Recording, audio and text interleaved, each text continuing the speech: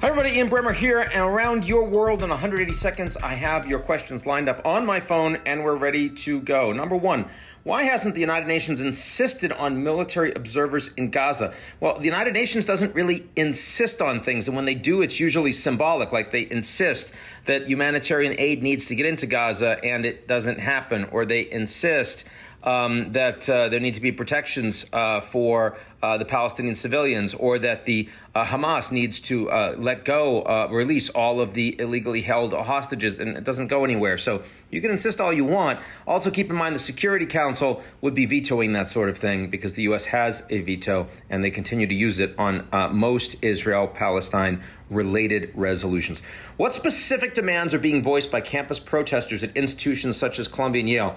Well, I mean, the demands that got these protests started are all about divestment of the endowments of these universities away from any corporations that do business and make money with Israel.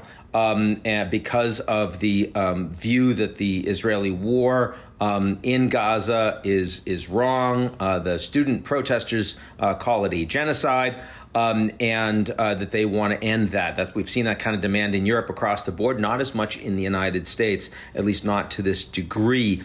Having said that, now that you also have students that have been suspended and arrested, surely the campus protesters are also saying those things need to be unwound. We're also increasingly seeing demands for university administrators, including presidents, to resign. So, I mean, the longer this goes, the harder it is to actually accede to these student demands. And of course, the more polarized the environment on the ground in these universities become. Finally, how will U.S. aid package approval shake the dynamic of the Russia-Ukraine war? Well, it makes it more likely that the Ukrainians can defend their front lines, at least for now. They had been losing some territory, not a lot, but including one city. And the Russians are planning, with an additional mobilization, a new major offensive, probably end of spring, early summer. Ukrainians have a much better capability to hit back and stop the Russians from making gains there. They had been down to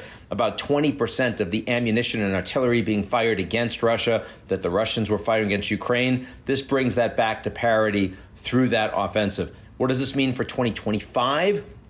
Still massive uncertainty, and eventually a need to engage in negotiations with a much bigger Russia fighting an illegal war, an invasion with all these war crimes. Is that fair? No. But is that reality? Yes, absolutely. And any NATO leader you talk to privately recognizes that's where this is eventually going. That's all for me, and I'll talk to y'all real soon.